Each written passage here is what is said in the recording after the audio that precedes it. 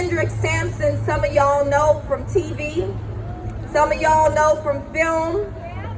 Kendrick Sampson, that's just his job. His calling is a fucking freedom fighter. Kendrick Sampson is a freedom fighter. He has been in this work for at least 5 years and been called to this work his whole fucking life, and I'm so proud and glad and humbled that he continues to partner, continues to show up, continues to fight, even when there are fucking consequences. He says it's not enough to just say Black Lives Matter, prove that shit. Yeah. So Kendrick Sampson. Man, that's high praise coming from the doc. Doc Melina. Y'all ain't following her on Instagram and Twitter, make sure y'all put that DOC-MELLYMEL. Doc Melina.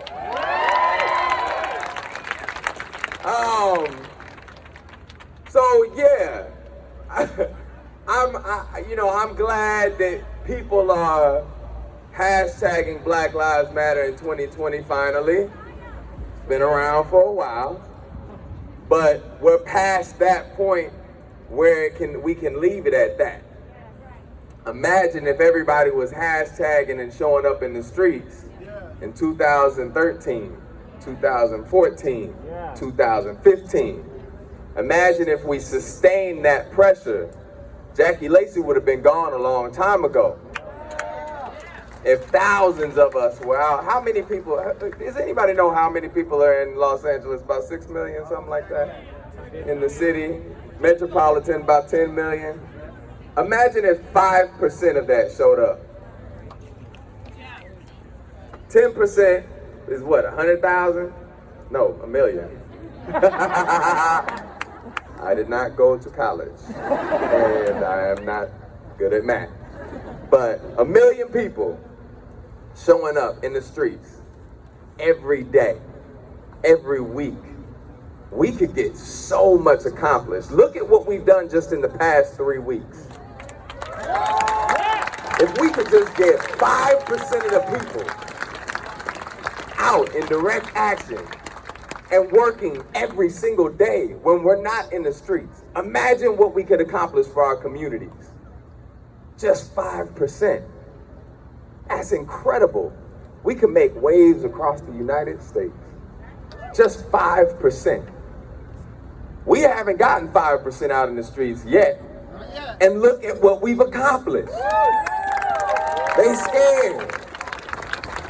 I just want to take a second real quick and turn your attention to these motherfuckers right here. Now they got on masks, covering up their whole face. Some of them got goggles on, sunglasses. He got a whole shield. He got a automatic rifle, military grade equipment. Dude over here got a cannon. You get what I'm saying? For unarmed people, This is what I'm saying. And they got little compartments on their shit with weapons in them. So one dude went up there. I saw one dude walk up there. 4 police officers ended over there by him. For what? For what? You know how many people he could take out with that automatic rifle? What are they protecting? Are people in there right now? This shit says Hall of Justice, right? But where is the justice? It's not that it don't mean that anymore. It didn't ever mean what it's supposed to say. It never meant what it said. They didn't ever build the Hall of Justice for justice. That's some bullshit. That name is a whole lie for a long time. I know y'all seen that video. A long, periodically time. That shit hasn't ever meant what it says. They built this whole damn, look at what they protecting. This big ass building. You think all of us together together, y'all think we could take down that building? You can't. I'm just letting you know right now. You can't. Now, if we strategize, we absolutely will tear down this whole motherfucking system. But that's gonna take work every single day. But they don't need, what y'all see up here is a waste of fucking money. A waste of our money. All of this shit right here, them little green ass suits, that is a waste of fucking money, of our resources that can be spent on our communities. They out here in military force, knowing that Black Lives Matter has been out here for the last 2.5 years, every single Wednesday, with the same fucking program. They know what's gonna happen. What is this? They scared. What are they scared of? I want y'all to think about this for a second, for real. Yeah, they're scared of people power, but what are they scared of? We've come out here for the same shit, 2.5 years, same program, listening to the families. Scared of the truth. Scared of unity. When we're campaigning for change, they come back and when we're standing up for these families, they say that you have to focus on the facts, right? The facts are absent of the stories of these families.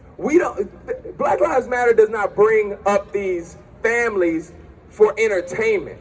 They don't bring this up here so we could cry together. They bring folks up here so y'all could hear their stories, so they can experience some sort of healing and be a part of change, right? Y'all have to take notes of these stories, because they're not going to tell these stories because they're trying to focus on facts. These are facts. These are the facts that they need. They need to hear these stories from the people closest to the pain. They need to hear from the families that they've stolen their loved ones, that they murdered their loved ones. These are the facts that they're afraid of. Their facts are a little different than ours. They're absent of the truth. They try to subtract the truth and the history of genocide and slavery from us factoring in decisions to what the fuck we need, which is abolition of police. If you hear just one of these stories, you cannot subtract the history of slave catching from that story. One of these stories makes me want to abolish the police. One. There's endless stories for 400 years. Yeah! Yes, indeed they are. Slave catching. That's why this system needs to be abolished. Yeah. We're not settling for anything less. Say defund the police. Defund the police. Say defund the police. Defund the police. Say defund the police. Defund the police. Say defund the police. Defund the police. They are afraid of our trauma. And they're afraid of our liberation. They made this system to protect elite white folks from the trauma that from the consequences of the trauma that they caused. They are afraid of us knowing the truth about that trauma, the cause and the root of that trauma. That's why they don't want us to tell these stories, and that's why they're protecting this building like that. They're not here to even protect that building. They are here to attack, just in case. Yeah, fuck you. Somebody said, fuck you. That's a good one. Fuck you. Fuck the police. Fuck the police. Say, fuck the police. Fuck the police. Baba Akili said, tell them about that rotten ass tree. This is one of my favorite sayings that I learned in church. You got, she said church. Yeah, church. You can learn some good things there sometimes. You can learn some bad things too. It ain't all right. A bad seed produces a bad tree, produces bad fruit. A good seed produces a good tree, produces good fruit. Policing is a bad, fucking, rotten ass tree from the bad seed of slave catching. So we need to uproot that tree, burn them roots like the weeds they are, re-soil, plant a new good seed based in care and the centering of the most vulnerable and community. Grow that, water that, grow it, give it the resources it needs, expand it. That's what we need. We can have the resources we need, but politicians, elected leaders, and Hollywood has continued to perpetuate the idea, the false narrative, that we need these motherfuckers. That we need the system of slave catching still to this day. That we can't have another system. That we can't have a better system. That's bullshit. We need a better system. And we don't need this one. No, we do not. Politicians, and I want this to sink down in your soul. Take a deep breath. Take another one. The violence that we're seeing by these police, they want us to think that that's the violence, that's the only form of violence, that physical violence. But our politicians and our leaders in Hollywood too, investing money in anti-blackness and oppressive narratives. Our elected officials choosing to continue to put dollars in a system that they know is oppressive is violence. That is violence. They have known for a long time. You could ask any of these elected officials. They know that we need mental health care infrastructure. They know that we need counselors and nurses in our schools. They know that schools are underfunded. They know that we need rehabilitation centers. They know that we need better substance abuse crisis centers. They know that we need more care in our communities in so many ways. They know that we need unarmed, non-law enforcement first responders. They know that we need more jobs. They know that we need homes, housing for everyone. They know this. It is not new news. This is not something that they are just discovering. They have chosen for years, decades, centuries, to invest in our oppression over our care. That is violence.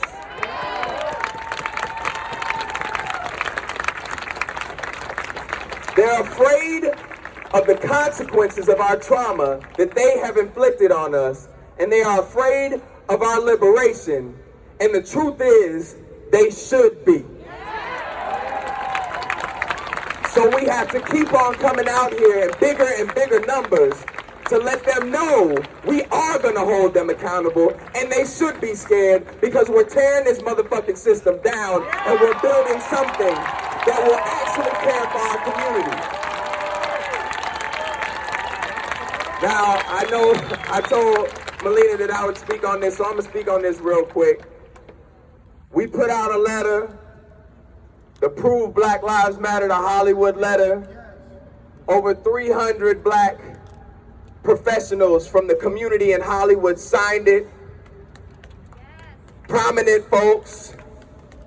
You know, I'll call out some names. Tessa Thompson, Viola Davis, Devon Franklin, Charles King, Michael B. Jordan. We got so many dope folks. Kerrywashington,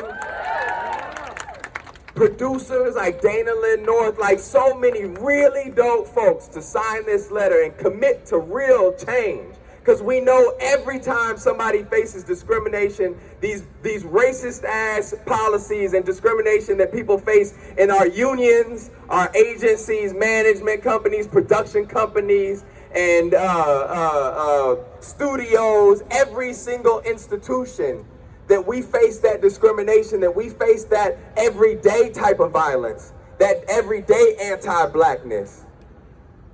We know that translates because Hollywood has such a hold on the culture, such an influence on the culture worldwide, but especially in this nation, this occupying force that we call America, has such an influence over politics that we have blood on our hands in Hollywood. And we have to take responsibility for that change. It is a black-led movement, calling it Hollywood for Black Lives, and we welcome not allies, but accomplices in this fight for liberation. We are committing to the end of the use of police on our sets, at our events, and to use our power to influence government, to influence our elected officials, to defund the police. That's what that letter states. And to produce anti-racist content, stuff that humanizes us, that allows us to be human and have more control over our own fucking narratives. We're tired of white supremacy controlling our narratives. In the streets, in the studios, whatever. It's done. This is an end. We are not going back to the world we knew before COVID-19. When we come out of quarantine, fuck this shit. Abolish this shit. Say defund the police. Defund the police. Say defund the police. Defund the police. Say defund the police. Defund the police. Say defund the police. Defund the police. Now y'all realize they got on these green suits over here, right? They not LAPD. They the sheriffs. Let the county know we coming for them too. Say defund the sheriff. Defund the sheriff. Say defund the sheriff. Defund the sheriff. Say defund the sheriff. Defund the sheriff. Say defund the sheriff. Defund the sheriff. We ain't paying for no more of them cute little motherfucking shields no more. We ain't paying no more for these fucking rifles. We ain't paying for y'all to kill us no more. We taking them green ass suits and we're investing green dollars in our community. Say defund the sheriff. Defund the sheriff. Say defund the sheriff. Defund the sheriff. Say defund the sheriff. Defund the sheriff. Say defund the police. Defund the police. Say defund the police. Defund the police. Say defund the police. Defund the police. Say defund the police. Defund the police. All right, next y'all gonna hear one of my favorite speakers in the world. I'm gonna need y'all to get hype. Say tear down Babylon, black people on the bomb, we ready. Hey, fuck our city. Hey, tear down Babylon, black people on the bomb, we ready. Yeah, fuck our city. Dance with it. Hey, tear down Babylon, black people on the bomb, we ready. Hey, fuck our city. Hey, tear down Babylon, black people on the bomb, we ready. Hey, fuck our city. Yeah. Y'all make sure, before I get out, make sure y'all imagine a better future. Speaking of future, make sure y'all imagine a better future. Know that what we've thought about, the things that we've come up with over these 3 weeks didn't come over 3 weeks. This is decades and centuries of work from liberators, of imagining what we could be.